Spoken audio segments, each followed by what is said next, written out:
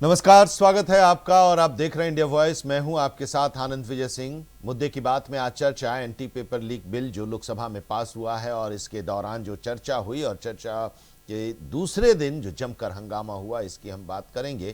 क्योंकि लोकसभा से anti paper leak bill पास होने के बाद अब राज्यसभा में इस पर चर्चा होगी और इस दौरान राहुल गांधी ने, जब नेता प्रतिपक्ष राहुल गांधी ने अपनी बात रखी तो उस दौरान जमकर हंगामा हुआ और राहुल ने कहा कि उन्हें अपनी बात रखने का मौका नहीं दिया गया।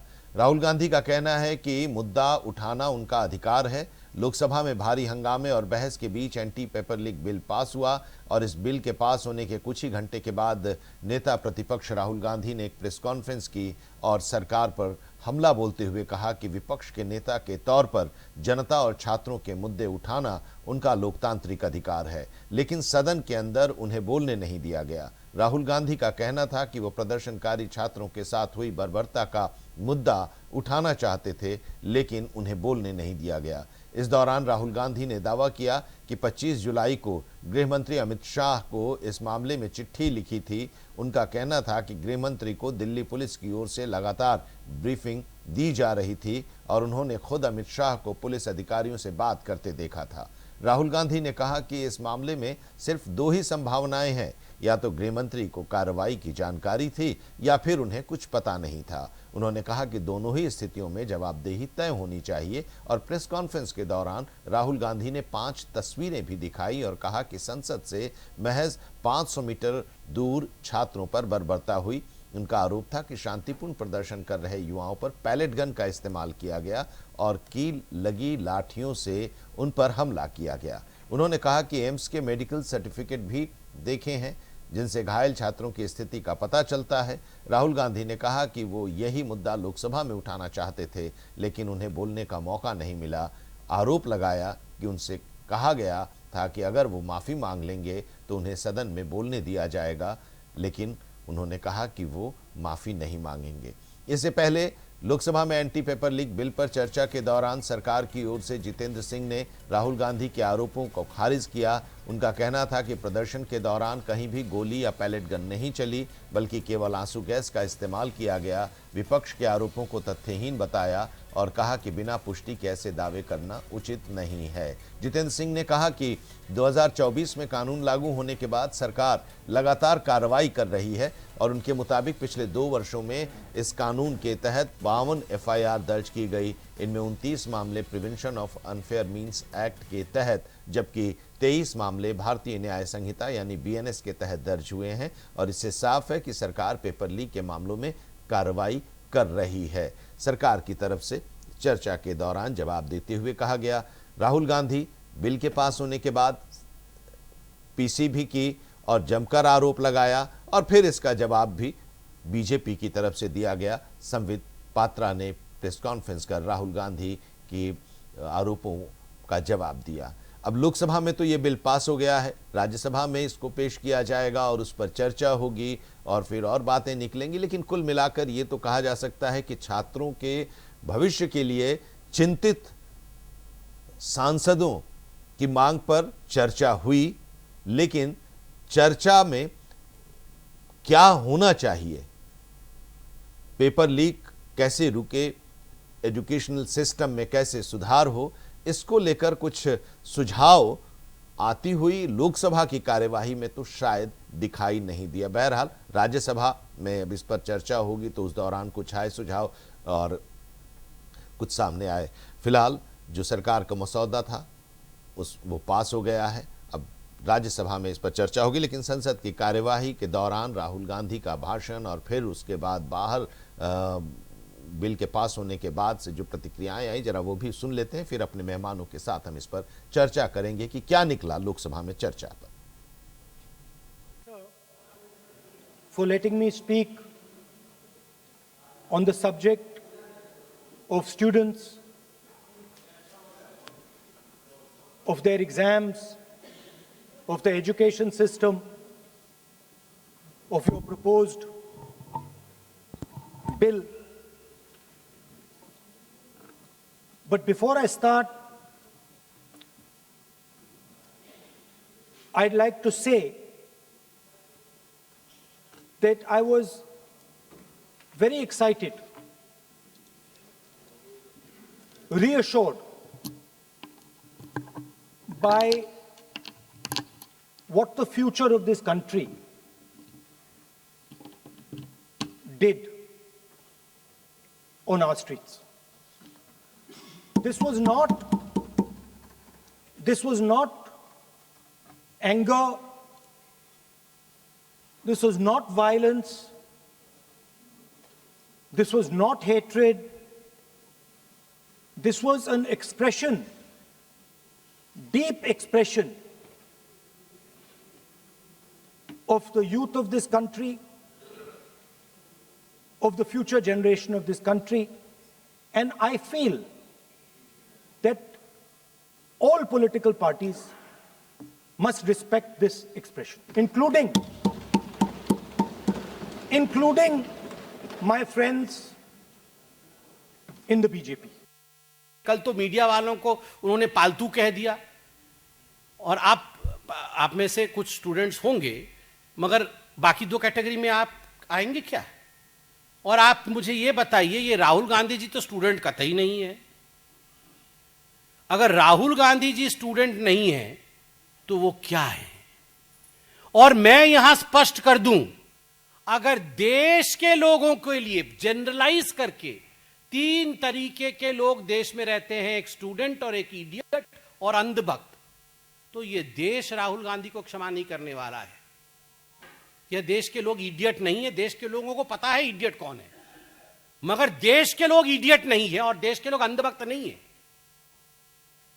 देश के लोग भक्ति आस्था के प्रति रखते हैं, देश के लोग उसी को चुनते हैं जो उनकी सेवा करता है। तो देश भी उन्हें क्षमा नहीं करेगा अगर उन्हें इडियट और अंधभक्त कहा जाए। और वैसे भी पार्लियामेंट के अंदर, सदन में, इडियट इज एन अनपार्लियामेंटरी वर्ड। मुझे लगता है पहली बार इडियट शब्द का प्रयोग इतनी बार हुआ है सदन के अंदर। राहुल गांधी जी खुद अपने आप को पहचानते हैं, राहुल गांधी जी खुद अपने आप को जानते हैं, मगर आज मैं कहना चाहूंगा, राहुल गांधी जी सदन के मर्यादा को देखते हुए सदन के अंदर खुद अपने आप को भी इडियट नहीं कह सकते हैं। क्या राहुल गांधी जी खुद अपने आप को सदन के अंदर इडियट कह सकते हैं? नहीं अलाउ करेंगे हम। वो जानते हैं सच्चाई क्या है, देश भी जानती है, हम भी जानते हैं और आप भी जानते हैं, मगर फिर भी Rahul Gandhi can not call himself also an idiot. वो तो खुद फंस गए ना। अगर राहुल गांधी जी मुद्दे पे बोलते और अच्छा से बोलते तो थोड़ा सा तारीफ तो मिलता। वो गृह मंत्री जी का नाम ले करके फंस गए, क्योंकि नियम बहुत क्लियर है।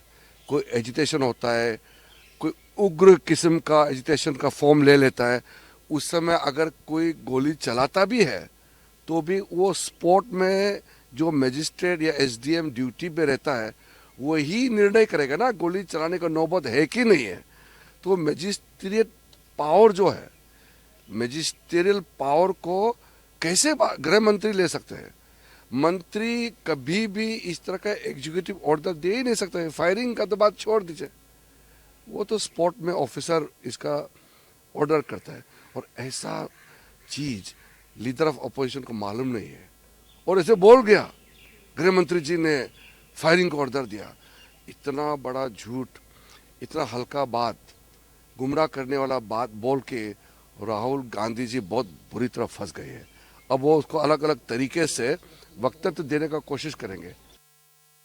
वो तो खुद फंस गए ना। अगर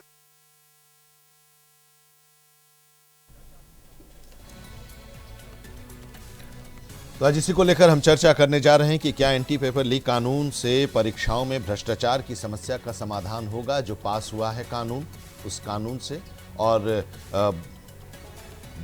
सबसे बड़ी बात कि आखिर जो असली शिक्षा व्यवस्था है उस पर चर्चा कब होगी।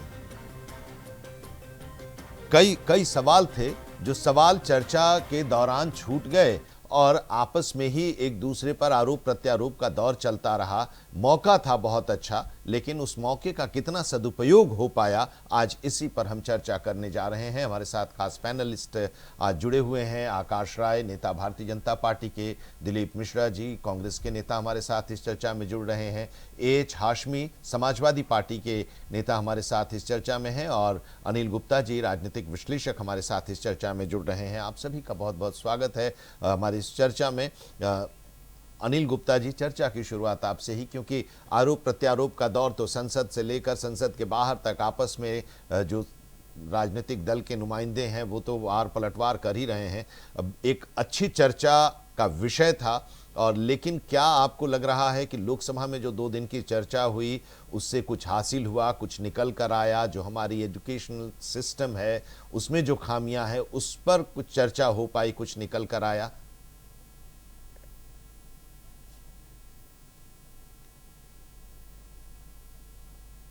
अनिल जी।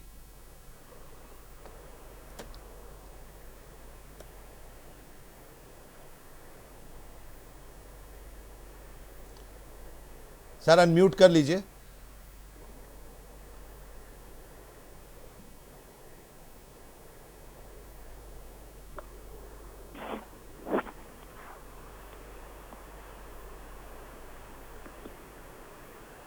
अनिल जी, हमें सुन पा रहे हैं आप? मेरी आवाज पहुंच रही है? हाँ अनिल जी, अपनी बात रखिए। मुझे लगता है कि संसद और संसद के बाहर चर्चा नहीं, एक प्रकार से मनोबल तोड़ने का एक युद्ध शुरू होता हुआ देख रहा हूं। सरकार चाहती है कि आंदोलन का और आंदोलनकारियों का मनोबल तोड़ दिया जाए, और आंदोलनकारी चाहते हैं हम सरकार का मनोबल तोड़ दें।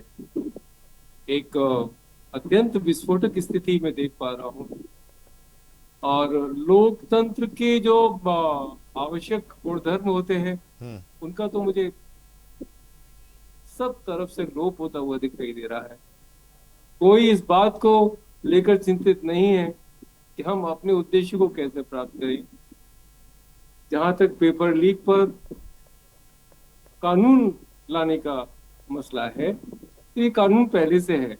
इस कानून में सिर्फ सजा के प्रावधान को बढ़ाया गया है, 1 वर्ष से बढ़ाकर के 10 वर्ष की गई है।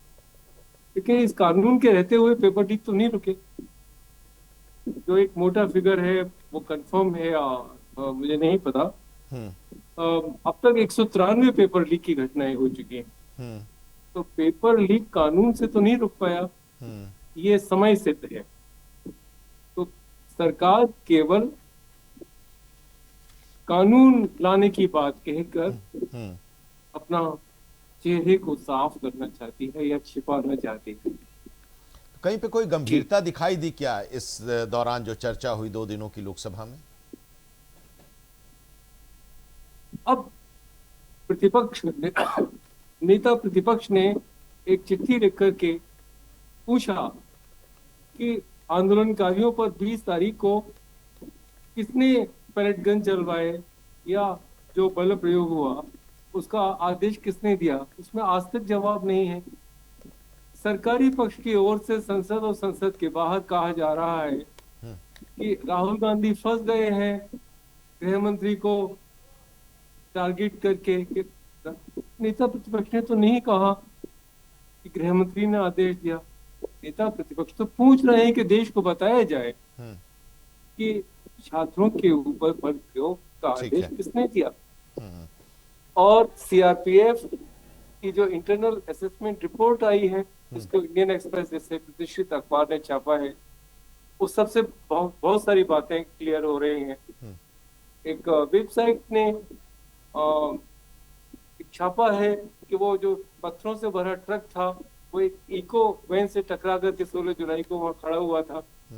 उसको लेकर के कहा जा रहा था कि ये छात्रों ने इसको क्षतिग्रस्त किया है, इस इको वैन को। तो ये अराजकता और झूठ और उस सब का एक घटाटोप है।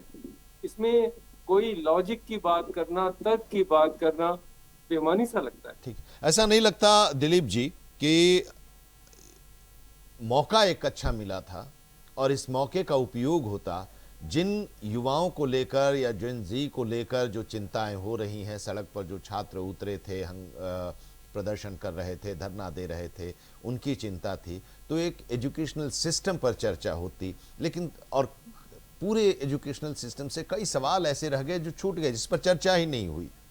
बात कहां पर आके आ जा रही है, तो कितने तरह के छात्र हैं यहां पर।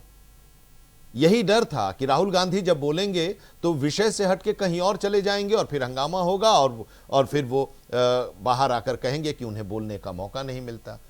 सदन में चर्चा जब हो रही थी तो चर्चा का सुझाव कहीं से नहीं आया, सिर्फ उसी पर आया कि पैलेट गन किसने चलाया, गोली चलाने का आदेश किसने दिया, लाठी किसने चलाई, छात्रों के ऊपर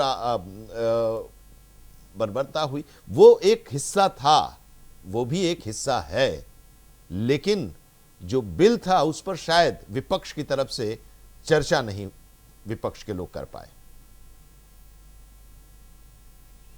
को नमस्कार। देखिए, मुझे थोड़ा सा समय दीजिएगा क्योंकि बहुत सारे मुद्दे हैं बोलने के लिए। आपने कहा कि राहुल गांधी जी ने उस बिल पे चर्चा होनी क्या थी। जो बिल ऑलरेडी है उसमें सिर्फ बदलाव करने थे, फाइन और जो उनकी सजा थी उसमें बदलाव करनी थी, उस पर क्या चर्चा होनी थी ये तो आप भी जानते हैं और हम भी जानते हैं। जो चर्चा होनी थी वो होनी थी एनटीए पे, जो नहीं हुई, क्योंकि इस पेपर लीक में सबसे बड़ा अगर किसी का हाथ है तो एनटीए का है। उस पे सरकार कुछ भी बोलने की परिस्थिति में नहीं आई। दूसरी बात, अभी हमने किरण रिजिजू जी को सुना, उन्होंने कहा कि उसमें अमित शाह जी को राहुल गांधी जी ने बोल के फंस गए। भैया, जब सेना ऑपरेशन करती है फील्ड में जाके तो वो जो विन होता है वो नरेंद्र मोदी का होता है, ठीक है। और जब लाठी चार्ज होती है छात्रों के ऊपर तो उसकी जवाब एसडीएम और डीएम देंगे। भैया, एसडीएम डीएम इतने बेलगाम है सरकार के अंदर की गृह मंत्री की नहीं सुनते?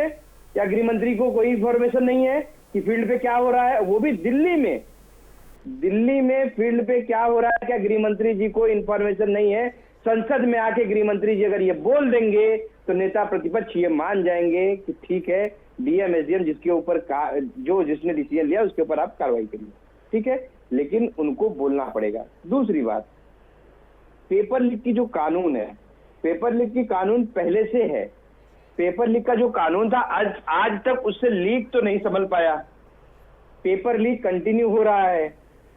और रही बात आंदोलनकारियों के, आप लोकतंत्र को शर्मसार किया गया है। जो एसओपी है, जो एक एसओपी होती है आंदोलन को हैंडल करने की, जो एसओपी होती है, पहले बैरिकेडिंग होती है, फिर पानी का ये करते हैं, उसके बाद आंसू गैस के गोले ये करते हैं, और उसकी एक एसओपी है। क्या वो एसओपी वहां पे लागू हुई? क्या उस एसओपी को पुलिस डिपार्टमेंट आरएएफ ने फॉलो किया? सबसे बड़ा प्रश्न ये है। एक लोकतांत्रिक प्रक्रिया में आप छात्रों को, भारत के छात्रों को, पहले आपने उनको एंटी नेशनल बताया, पहले आपने बताया विदेशी ताकतों से आए हुए लोग थे, जैसे आपने सेम पैटर्न यूज किया जैसे आप किसान आंदोलन में यूज किए थे कि पहले खालिस्तानी बताया, फिर बोला कि आंदोलन पाकिस्तान सपोर्ट कर रहा है, फिर ये कनाडा से पैसे आ रहे हैं, और बाद में आप सरकार नरेंद्र मोदी जी आके झुक गए और उन्होंने कहा कि नहीं भैया ऐसा कुछ भी नहीं है, हमने गलती कर दी, ठीक है। उसी तरह से वही पैटर्न यहाँ पे भी फॉलो किया गया।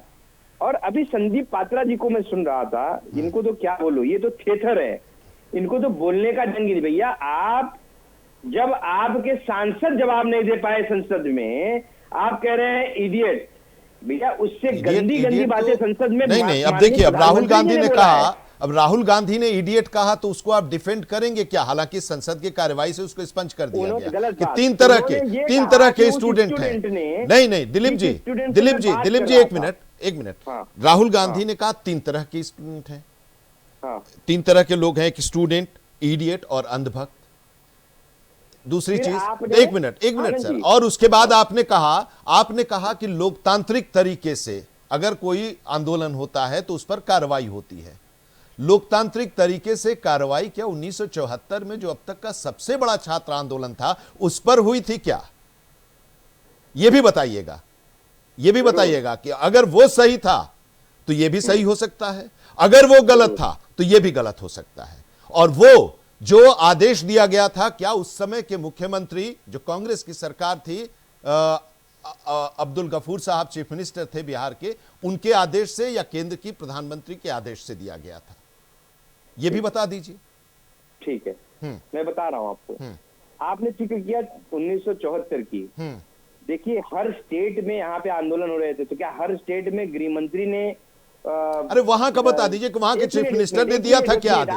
आप नहीं, हम वो नहीं बताएंगे जो आप सुनना चाहते हैं। नहीं तो आप आरोप लगाइएगा, आप आरोप लगा दीजिएगा, लेकिन बोलिएगा नहीं। सुनिए आनंद जी, हाँ। हम वो बताएंगे जो सच्चाई है। सच्चाई बताइए ना। मैं भी तो आपसे यही पूछ रहा हूँ कि मैं जो पूछ रहा हूँ वो आदेश किसका था, जो आप ये बता दीजिए कि वो आदेश किसका था। वो समय तो आप ही की सरकार थी, प्रदेश में भी और केंद्र में भी, ये बता दीजिए। मैं तो बता रहा हूँ ना, मैं बताने, आप उसके पहले ही बोल रहे हैं कि अब यही बता दीजिए, हम क्यों बता दें आपको? नहीं तो वही तो मैं आपने जो कहा मैं वही पूछ रहा हूँ। नहीं, आपने जो बात अभी कही, मैं उसी पर एक सवाल आपसे मैंने किया। आप जितना स्ट्रेट फॉरवर्ड आंसर चाहिए आपको उतना। अरे आंसर दीजिए ना सर, आंसर दीजिए, आंसर दीजिए। यस और नो में नहीं दे सकता। यही बात स्टेट की, जहां आपने बात की, जो स्टेटों की बात होती है वहां पे गृह मंत्री होते हैं, उनकी जिम्मेदार। अगर स्टेट में कोई भी हिंसा होती है तो उसका जिम्मेदार गृह मंत्री होता है, ना कि डीएम, एसडीएम, पुलिस। तो उसका जिम्मेदार कांग्रेस का गृह मंत्री था। जेपी के ऊपर लाठियां बरसाई गई, मारे गए छात्र, मारे के ऊपर हमला हुआ, उसके जिम्मेदार कांग्रेस की सरकार के गृह मंत्री थे। ये मानेंगे आप? यही तो मैं पूछ रहा हूं। क्यों नहीं मानेंगे? क्यों नहीं मानेंगे? थे। क्यों नहीं मानेंगे? थे।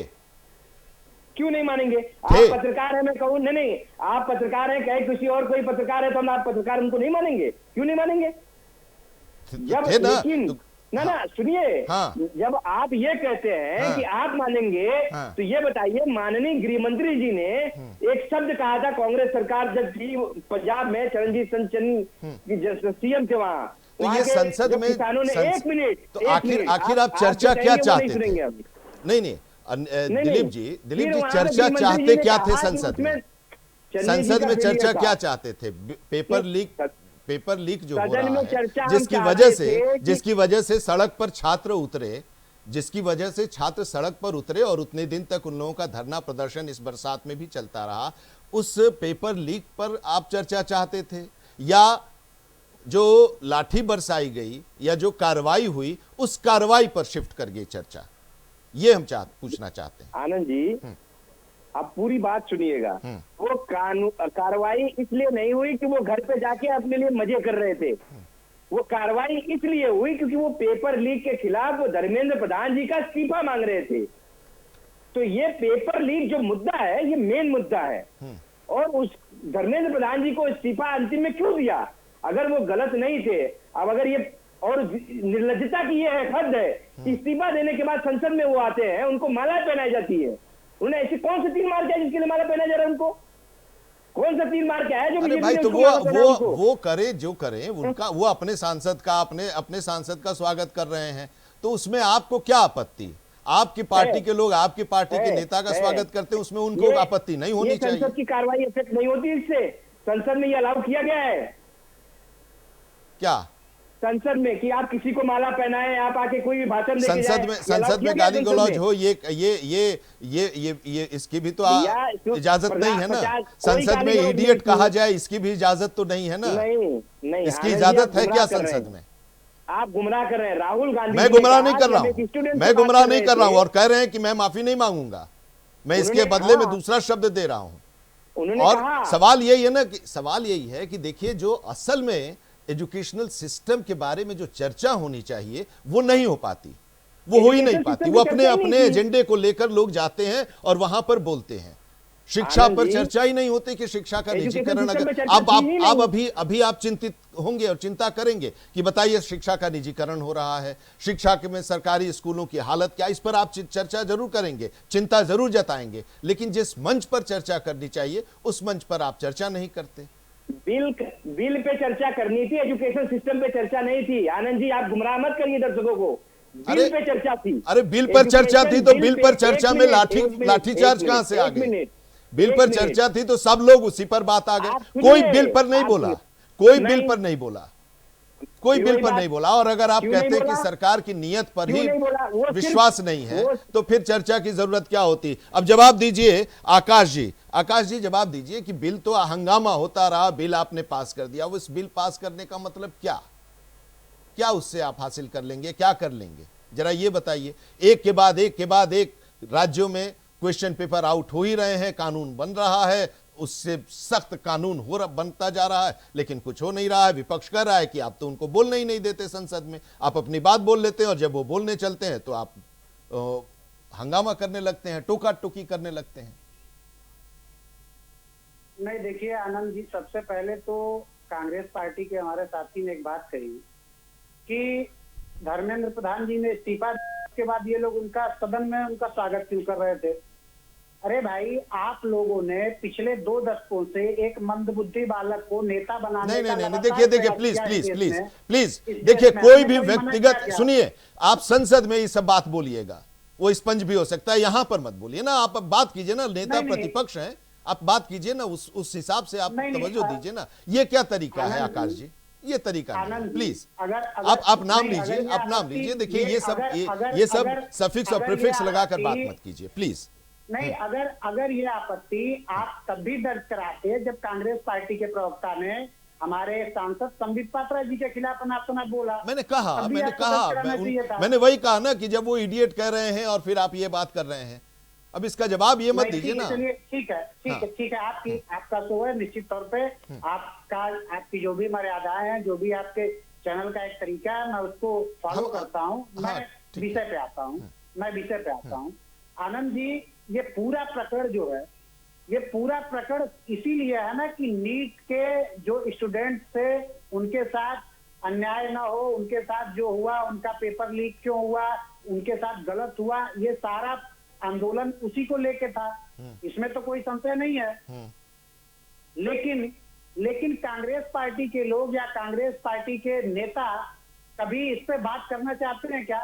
ये सिर्फ और सिर्फ सदन में हंगामा खड़ा करना चाहते हैं। और जब ये बात करते हैं वहां पे आंदोलनकारियों की कि वहां पे लाठियां चली, वहां पे गोलियां चली, पहले तो ये समझ लीजिए कि ये झूठ बोलते हैं। और अगर कहीं पे हल्का बल प्रयोग हुआ भी है तो वो उन लोगों पे हुआ है जिन लोगों ने पुलिस पे लाठियां और पत्थर बरसाने का प्रयास किया। किसी भी स्टूडेंट के खिलाफ कोई भी बल प्रयोग नहीं किया गया है। हम अपने छात्रों का कैसे ध्यान रखना है हमें पता है। आनंद जी, आज एक बात स्पष्ट होनी चाहिए आपके चैनल पे।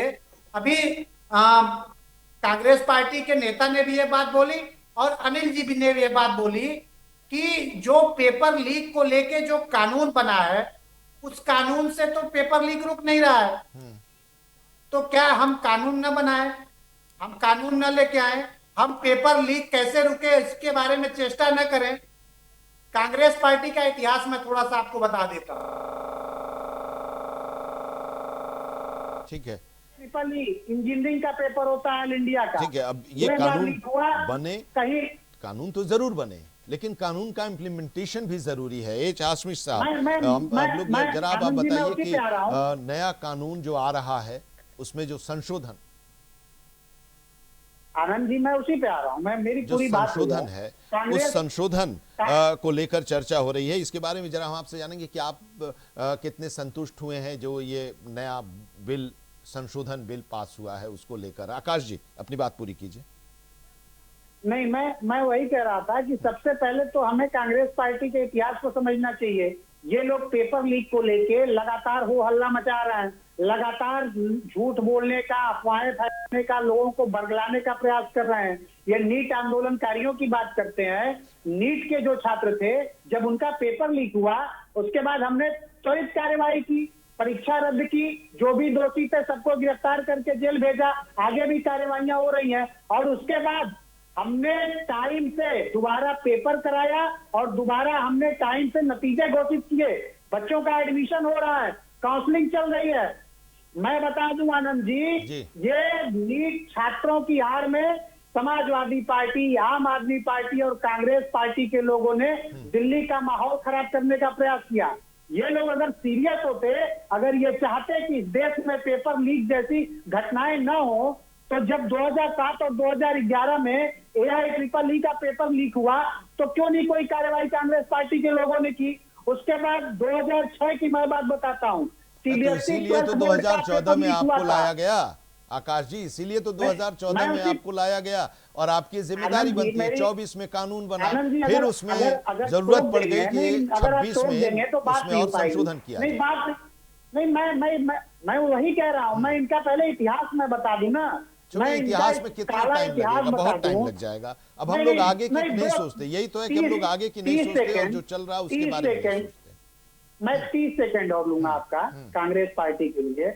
AIPMT का इन्होंने पेपर लीक कराया 2004-5 में, रेलवे ग्रुप डी का 2012 में लीक कराया, CBSE 12th का 2006 में लीक कराया। इसके अलावा महाराष्ट्र, राजस्थान, हरियाणा, यहाँ पे जो शिक्षक भर्ती परीक्षाएं होती हैं वो लीक हुई, लेकिन कभी कोई कार्रवाई नहीं हुई, कोई इस्तीफा नहीं हुआ, कोई कानून नहीं बना। पेपर लीक को कानून, पेपर लीक के मामले को लेकर कानून कब आया है? 2024 में।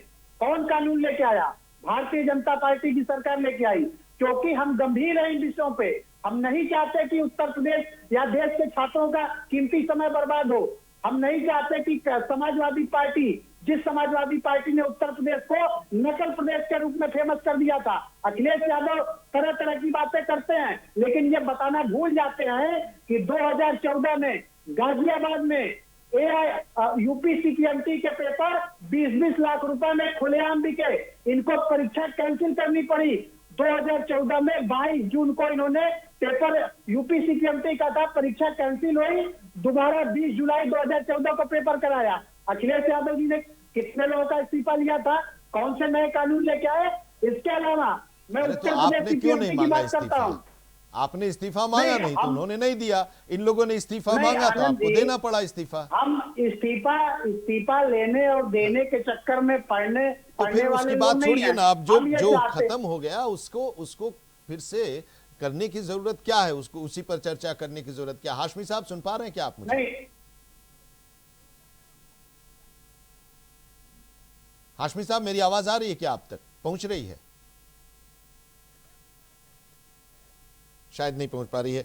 दिलीप जी अब जवाब दीजिए। देखिए मैं इसलिए कह रहा था सर कि ये बड़ा ठीक है कि ये पेपर लीक को लेकर जो कानून है उसमें संशोधन का बिल आया था और उसमें कुछ संशोधन के प्रस्ताव थे, उन प्रस्तावों पर चर्चा होनी थी, लेकिन शायद उस पर चर्चा नहीं हो पाई। मैं इसलिए बात कर रहा हूं, आप कह रहे हैं कि एजुकेशनल सिस्टम पर चर्चा नहीं थी, लेकिन चर्चा तो उस पर भी नहीं थी कि कार्रवाई की बात आप कर रहे हैं, लेकिन साथ ही साथ कार्रवाई की बात जरूर उठानी चाहिए, आप उठाए, इससे कोई एतराज नहीं है, लेकिन साथ में यह भी होता ना कि जब हम लोग चर्चा करते हैं, इस दौरान टेलीविजन पर जब भी हम लोग चर्चा कर रहे थे तो ये भी बात आ रही थी कि देखिए प्राइवेट इंस्टीट्यूशंस की संख्या बढ़ती जा रही है, 75% प्राइवेट इंस्टीट्यूशंस हैं, कॉलेजेस हैं। अभी 1.40 करोड़ शिक्षा का बजट है, बजट में वृद्धि हो रही है, लेकिन उस हिसाब से क्या परिवर्तन हो रहा है, बदलाव दिख रहा है? जहां पर करीब 3000 के आसपास सरकारी स्कूलों में शिक्षा मिल जाती है तो 25,000 के आसपास प्राइवेट स्कूल्स में लगते हैं। 25 साल में शिक्षा 10 गुनी महंगी हुई है। ये सारी चीजें हैं, इस पर भी तो चर्चा और चिंता इस दौरान होनी चाहिए थी, दिखनी चाहिए थी। मैं इसलिए ये सवाल कर रहा था दिलीप जी। देखिए चर्चा जो होनी चाहिए थी, कांग्रेस पार्टी शुरू से मांग कर रही थी कि चर्चा NTA पे होनी चाहिए। देखिए कानून ये वो लाके विधेयक आपने बहुत बड़ा तीर नहीं मारा है।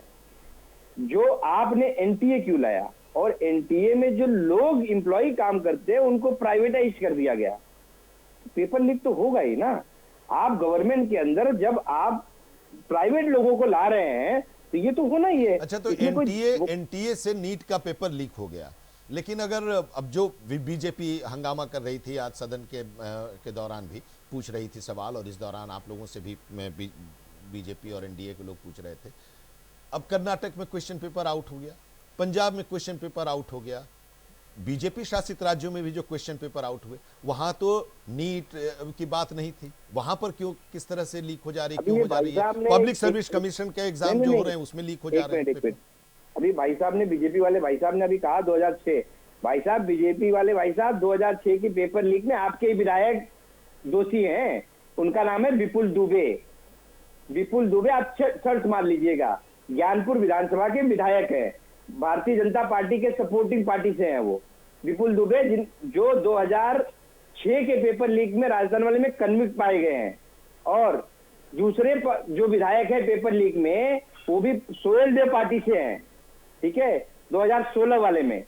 तो इसमें कहने का मतलब ये सीधा सीधा है कि देखिए पेपर लीक में कहीं ना कहीं जो भी हुए हैं पेपर लीक, वहां पे कहीं ना कहीं बीजेपी कनेक्शन मिल ही रहा है। अगर इस ढंग से जाएंगे, अगर आपने जो एलिगेशन लगाया अगर उस ढंग से देखे जाएंगे तो टोटल पेपर लीक में बीजेपी कनेक्शन है। और आप पास्ट की बात कर रहे थे, सबसे ज्यादा देश को किसी ने झुकाने का काम किया तो भारतीय जनता पार्टी ने किया। आपने आतंकवादियों को छोड़ने का काम, कश्मीरी पंडितों पे जो अटैक हुआ उस पे, इतने एग्जाम्पल आपको मिल जाएंगे ना, आपको इतने एग्जाम्पल मिल जाएंगे कि आप सोच भी नहीं सकते। और आप 20 साल की बात करते हैं, आप कांग्रेस की 50 साल की और 20 साल से बात करने से ज्यादा बेहतर है कि सत्ता में आप भी 15 साल से राज कर रहे हैं, उसकी भी बात करिए। बिल्कुल, वही मैं मुझे बताने की जरूरत नहीं है कि अब पीछे की बात छोड़ के हम लोग आगे क्या हो इस पर इसी को लेकर संसद में चर्चा होती है और चिंतन मनन होता है, चर्चाएं होती है और कुछ निकल कर आता है। मैं उसी पे आ रहा हूँ। एनटीए कब बना ये मुझे बताने की जरूरत नहीं, अगर आपको नहीं पता होगा तो ढूंढ के देख लीजिए एनटीए कब बना और एनटीए में एनडीए का कार्य करने की प्रणाली क्या है, मेरा आपको देखने की जरूरत है सर कि लोकसभा में इस चर्चा के दौरान कोई सुझाव नहीं आया। कहीं की बात कहीं पर चली जाती दिखाई दी। देखिए इससे सत्ता पक्ष को भी बहुत आसान हो जाता है, सत्ता पक्ष को भी बहुत आसान हो जाता है कि आप उस तरह की चर्चा ही नहीं करेंगे तो उनको भी जवाब देने में कोई दिक्कत नहीं होगी। आनंद जी, सुझाव तो तब आएगा जब नया कानून बनेगा। कानून अमेंडमेंट में क्या सुझाव आएगा? और सरकार ने वो तय कर लिया था ऑल पार्टी मीटिंग में कि इसमें इतना फाइन करना है, इसको इतना 10 साल करना है, इसको 5 साल करना है। उस पर क्या चर्चा होनी है? उस पर आप क्या चर्चा करेंगे? आप बताइए। अब हाशमी साहब हमारे साथ अब जुड़ गए, उनकी आवाज, मेरी आवाज पहुंच रही है क्या हाशमी साहब?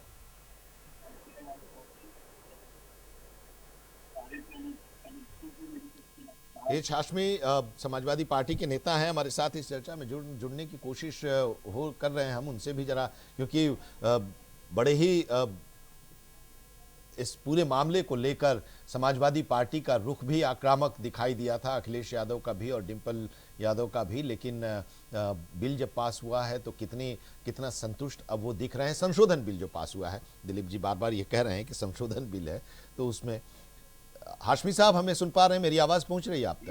आपकी आवाज है, आपकी आवाज है।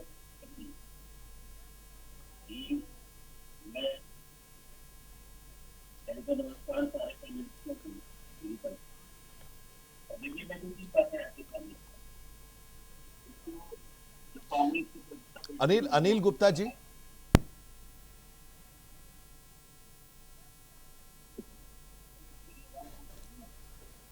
अनिल गुप्ता जी हमें सुन पा रहे हैं आप? हाँ जी जी जरा अब सर ये बता दीजिए कि परीक्षाओं में भ्रष्टाचार की समस्या का समाधान हो पाएगा? कौन सी ऐसी समस्या है जिसका कि समाधान संभव नहीं हो? उसके लिए जिस संकल्प शक्ति की आवश्यकता होती है वो चाहिए। वो दिख रहा है इस चर्चा के दौरान? दिखा नहीं, हमें तो नहीं दिखाई देता। यदि कानूनों से ही संभव होती समस्या का समाधान संभव होता तो अब तक कानून था।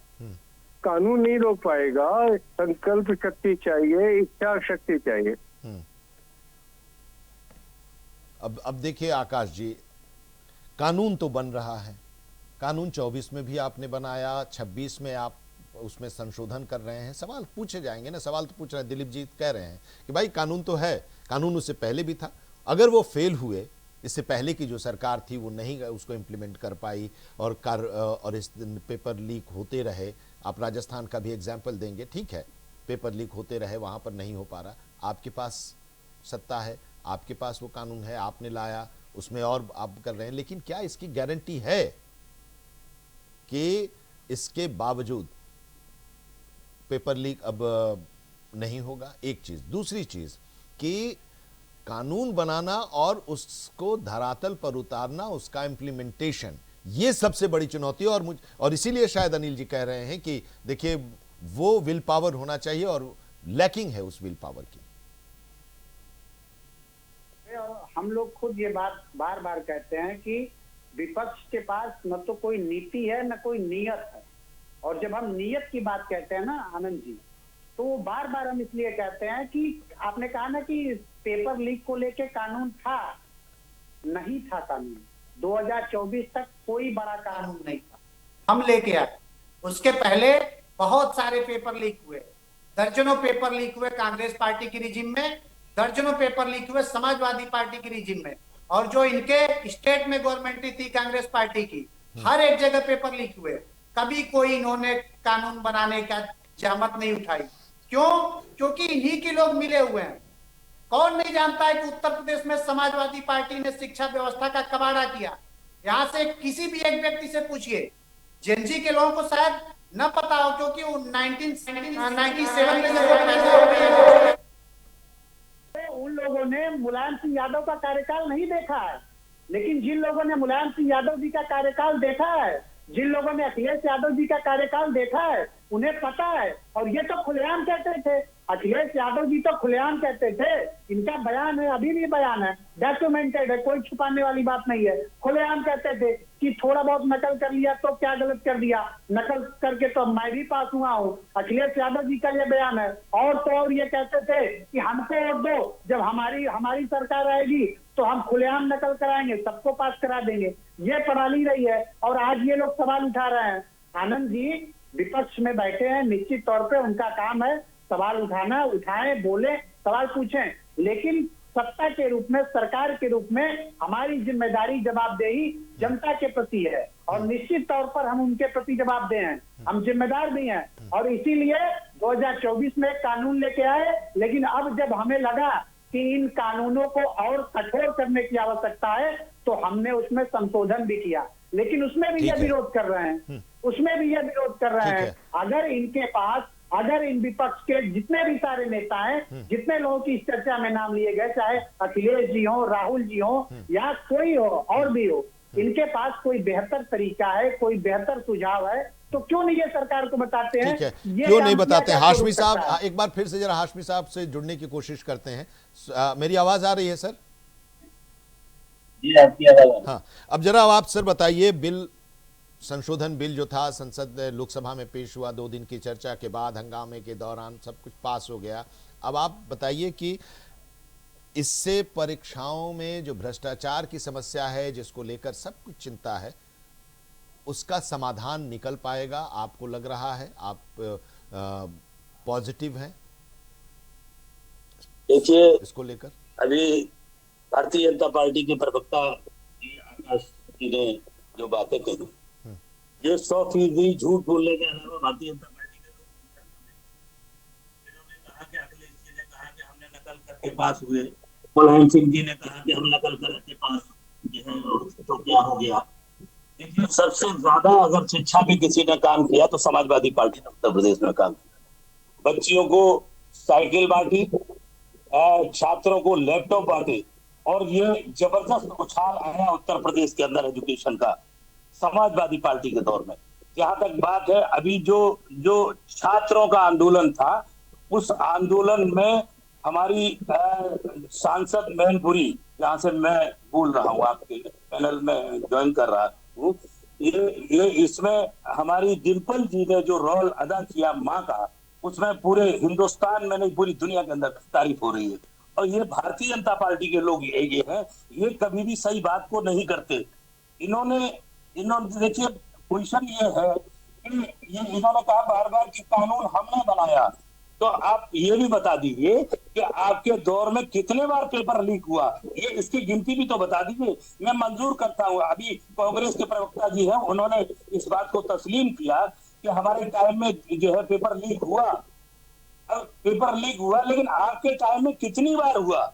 हर बार आपका पेपर लीक होता है, बच्चे ओवर एज हो जा रहे हैं, वैकेंसी आप निकालते नहीं हो, छात्रों के जीवन से खिलवाड़ कर रहे हो। अगर वो आंदोलन करे तो लाठी बरसाते हो, गोलियां बरसाते हो। बात एक ये और आई कि साहब गृह मंत्री जी ने आदेश थोड़ी दिया था।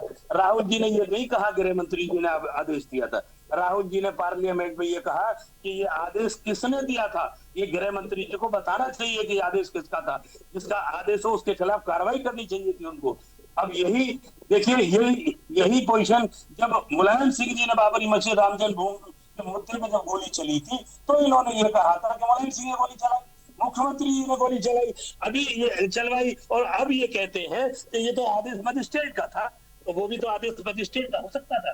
आप झूठ बोलने के अलावा दूसरी बात करते नहीं, लगातार जनता को गुमराह करने की कोशिश करते हैं।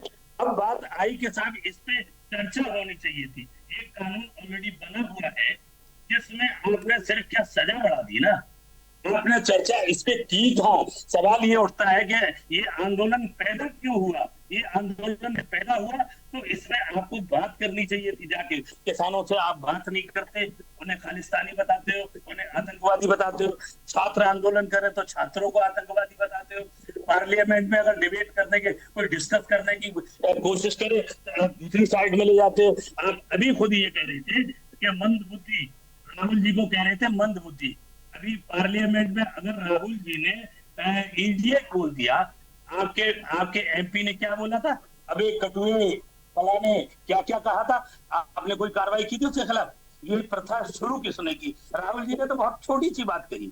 राहुल जी ने जो बात कही उसको मैं डिफेंड नहीं कर रहा, लेकिन आपने क्या क्या किया पार्लियामेंट के अंदर? आपने दबाने की कोशिश की, लोगों को जो है बोलने नहीं दिया। और आज भी जो हालत है पार्लियामेंट में जब डिबेट होती है तो किसी का माइक बंद हो जाता है, किसी को वो बैठा दिया जाता है। अखिलेश जी ने तो कभी ये आरोप नहीं लगाया, हाशमी साहब अखिलेश जी ने तो कभी, इतने सालों से वो सांसद हैं, कभी उन्होंने आरोप नहीं लगाया कि उनका माइक कभी बंद हुआ हो और उन्हें कभी बोलने का मौका नहीं मिला हो और वो अपनी बात नहीं कह पाए हो संसद में चर्चा के दौरान। आपको अगर कभी याद हो तो बताइए, जरूर बताइए, क्या उन्होंने कभी इस तरह के आरोप लगाए क्या?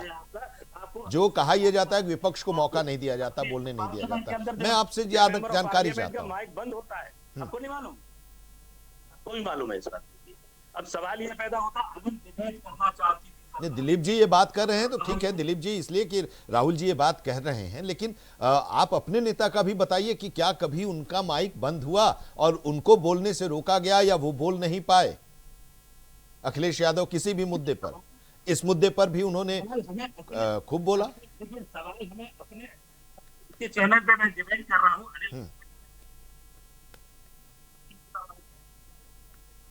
नहीं करो, हमारी अकेली बात नहीं है, पूरे सदन की बात है। सारे मेंबर ऑफ पार्लियामेंट चुन के हर क्षेत्र से गए, सारे लोग, हमें सबको देखना, आपको भी देखना चाहिए, भारतीय जनता पार्टी के लोगों को भी देखना चाहिए। प्रियंका गांधी भी बोली, प्रियंका गांधी भी बोली, लेकिन कोई उस पर हंगामा या कोई ऐसी बात उन्होंने, हाँ एक बात उन्होंने बोली थी, उसको फिर उन्होंने वापस ले लिया, हट गया वो, फिर अपनी बात उन्होंने पूरी की। वो रिजिट तो नहीं हुई, उन्होंने भी जो वर्तमान शिक्षा मंत्री हैं उनको लेकर उन्होंने कहा, उस पर सत्ता पक्ष की तरफ से आपत्ति जताई गई, खुद जो वर्तमान शिक्षा मंत्री उन्होंने भी इस पर आपत्ति जताई, उसके बाद फिर बात उन्होंने अपनी आगे बढ़ाई। देखिए अब जो है शिक्षा मंत्री जी ने जो रिजल्ट उसके, ठीक है दिलीप जी अब एक चीज कि क्या सवाल तो ये है कि ठीक है कानून है, कानून में फिर कुछ बदलाव हुए हैं और उसको और कड़ा करने की बात हुई है, पहले कोई टाइम फ्रेम नहीं था, अब 3 महीने का एक टाइम फ्रेम है और इस 3 महीने के टाइम फ्रेम में सुनवाई होने के बाद सजा का ऐलान हो और सजा मिले फास्ट ट्रैक कोर्ट का। अब देखिए फास्ट ट्रैक कोर्ट का एक पॉजिटिव रिजल्ट तो बिहार में 2005 में दिखाई दिया था, आप भले उसको माने या ना माने, लेकिन 2005 में जब नीतीश कुमार की सरकार बनी थी तो उस समय फास्ट ट्रैक कोर्ट के जरिए जो सजा सुनाई जा रही थी और जो फैसले आ रहे थे उसका असर यह हुआ कि वहां पर लॉ एंड ऑर्डर में बहुत भारी बदलाव देखने को मिला और उस समय एक ये यूएसपी नीतीश जी की हो गई थी और नीतीश जी की एक पहचान उसके लिए हुई थी। तो ठीक है कहीं कहीं पर फास्ट ट्रैक कोर्ट फेल भी होता है, लेकिन हम इसको अगर पॉजिटिव वे में लें कि एक अच्छे पहल हुई है और इसको कड़ाई से लागू किया जाए और किया जाना चाहिए, इस तौर पर भी हमें लेना चाहिए। हुई दिलीप है, जी। पार्लियामेंट में इनको तस्लीम करनी चाहिए। दिलीप जी। भारतीय जनता पार्टी को एडमिट करना चाहिए कि हमसे लगातार गलतियां हो रही हैं। ठीक है, जितने आते हैं paper sir. Leak Dilip ji,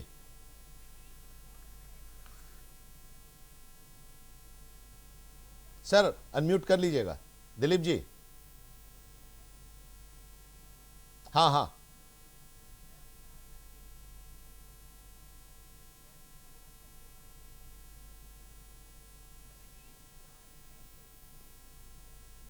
Dilip ji मेरी आवाज आ रही है क्या आप तक?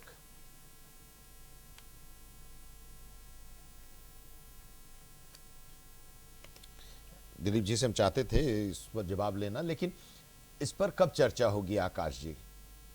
एजुकेशनल सिस्टम को लेकर उसकी भी चिंता होनी चाहिए, ठीक है, और उसी का ये पार्ट है। क्वेश्चन पेपर का लीक होना, एजुकेशन में भ्रष्टाचार आना, ये सब उसी का पार्ट है। हम एजुकेशनल सिस्टम को हम सुधार नहीं पा रहे हैं, हम प्राइवेटाइजेशन की ओर एजुकेशन को बढ़ाते जा रहे हैं, शिक्षा महंगी होती जा रही है। नहीं, सवाल बहुत अच्छा है आपका, और निश्चित तौर पे इसीलिए न्यू एजुकेशन पॉलिसी सरकार लेके आई है। और कहीं ना कहीं विपक्ष के लोग, खास करके समाजवादी पार्टी और कांग्रेस पार्टी के लोगों ने एक बड़ा प्रोपागंडा खड़ा किया कि किस तरीके से धर्मेंद्र प्रधान जी को बदनाम किया जाए। निश्चित तौर पे जो पेपर लीक का मामला हुआ वो दुखद था, नहीं होना चाहिए, क्योंकि हम भी छात्र हैं, हमारे घर में भी छात्र हैं। निश्चित तौर पे उनकी पढ़ाई, उनकी मेहनत सब कुछ बर्बाद होती है, समय बर्बाद होता है, ऐसा नहीं होना चाहिए। लेकिन इस देश में विपक्ष न्यू एजुकेशन पॉलिसी को लेके भयभीत है। ये लोग परेशान हैं कि कैसे न्यू एजुकेशन पॉलिसी के जरिए समय समय पर शिक्षा में में पॉलिसियां आती रही हैं। न्यू एजुकेशन पॉलिसी एक राजीव जी के समय में भी आई थी, और उसके बाद फिर आप लोग भी ला रहे हैं, तो बदलाव तो होते ही रहता है। दिलीप जी, ठीक है, आप अपनी बात रखिएगा, लेकिन जल्दी से हम आपसे ये भी सर जानना चाहेंगे, क्योंकि हम लोग एक सीरियस नोट पर चर्चा ये कर रहे हैं और इसी पर हम लोग इस चर्चा को विराम भी देना चाहते हैं कि पहले जो था कि कोई टाइम बाउंड नहीं था, सज़ा की बात अब हो रही है, 3 महीने में सज़ा का ऐलान भी हो जाएगा फास्ट ट्रैक कोर्ट के जरिए। तो इसको एक पॉजिटिव वे में, और ये बात होनी चाहिए, जोर इस पर होना चाहिए कि इसका इम्प्लीमेंटेशन हो और इसका रिजल्ट सामने आए। अब ये होना चाहिए, मानते हैं आप दिलीप जी? ठीक है आनंद जी। जी, देखिए, बात फास्ट ट्रैक कोर्ट कितना कारगर होगा ये आने वाला समय बताएगा। अगर ये फास्ट ट्रैक कितना कारगर होगा तो मैं चाहूंगा कि विपुल दुबे जी 3 महीने के अंदर जेल के पीछे होंगे, बेदी राम जी 3 महीने के अंदर जेल के पीछे होंगे। जो कई पेपर लीकों में जिनका नाम है, जो कन्विक्टेड है, वो साबित हो चुका है कोर्ट में, जो बेल पे हैं। और अभी हमारे पार्टी के प्रवक्ता जी भारतीय जनता पार्टी और जो मंत्री हैं, जनता के लिए जवाब है भाई साहब, जो विपक्ष में जो नेता बैठे हैं वो भी जनता के लिए, हाँ बिल्कुल बिल्कुल, जनता के लिए ही सब जवाब दे जनता के लिए हैं। हाँ हाँ बिल्कुल। तो जनता सिर्फ आपको जो वोट देती है ऐसा नहीं है, जो विपक्ष को भी वोट देती है वो भी हाँ, सब जनता के प्रति ही जवाबदेही है, और वह जनता से ही जीतकर वहां पर जाते हैं और जनता के ही वेलफेयर के लिए वहां पर चिंतन मनन होता है, चर्चा होती है, और उन्हीं के वेलफेयर के लिए बिल आते हैं और उस पर चर्चा होती है, सुझाव आते हैं, संशोधन आते हैं और फिर कानून बनता है। अब देखते हैं जल्दी से सर। 5 सेकंड। हाँ, 5 सेकंड कंक्लूड कर दीजिए। मैं ये चाहता हूँ, अगर कोई नेता ये चाहता है पेपर लीक को लेके, और जो पेपर लीक चीजें दिल्ली में हुई उस पर अगर चर्चा हो तो उसमें क्या गलत है? भारतीय जनता पार्टी को क्यों बुरा लगा? क्यों नहीं कराना चाहती चर्चा? वो ऑपरेशन सिंदूर पे नहीं कराया, इस पे नहीं कराया, क्यों नहीं कराना है आपको चर्चा? मतलब आप जो चाहेंगे वही मुद्दे की चर्चा होगी, विपक्ष जो चाहेगा वो चर्चा नहीं होगी। ये तो डिक्टेटरशिप है। तो आपने चाहा और चर्चा हुई, आपने चाहा और चर्चा हुई। आउट करके। आप सदन चलने नहीं देते चर्चा हो। हुई और फिर अब राज्यसभा में भी चर्चा होगी। चलिए, बहुत शुक्रिया हमारे साथ जुड़ने के लिए। आज की इस चर्चा में कुछ तकनीकी बाधाएं आती रहीं, लेकिन उसमें भी बातें जो थी वो निकल कर आई हैं कि कानून बना, संशोधन हुआ नया बिल में, लोकसभा ने उसे पास किया, राज्यसभा भी पास कर देगा, उसके बाद फिर ये कानून बन जाएगा। और उम्मीद है कि इस कानून, जो कड़ा और नया कानून बना है, इस कानून का इम्प्लीमेंटेशन होगा और फिर उसका उस पर जो कार्रवाई है वो भी सामने आएगी और एक नई तस्वीर सामने आएगी एजुकेशनल सिस्टम में, परीक्षाओं में। बहुत धन्यवाद हमारे साथ जुड़ने के लिए। आज की चर्चा में इतना ही। देश दुनिया खबरों के लिए इंडिया वॉइस के साथ जुड़े रहिए।